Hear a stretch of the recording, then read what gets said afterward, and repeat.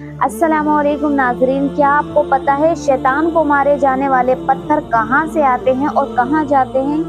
किसी भी मुसलमान को हज पर जाने की तौफीक मिल जाना बहुत बड़ी नसीब की बात है। हज पर जाकर कई अरकानों को पूरा करना होता है, जिसमें से एक शैतान को पत्थर मारना भी होता है। और ये काम उस वक्त किया जाता है जब तमाम हाजी अरफात और मुज़दलिफ़ा में रुकने के बाद मीना जाते हैं। मीना में वही जगह है जहाँ शैतान को कंकरियां मारी जाती हैं। आपको बता दें, जिस जगह कंकरियां मारी जाती हैं वो जगह 4 मंजिल गहरी है। जो हाजी कंकर मारते हैं वो उसी जगह जाकर जमा हो जाती है।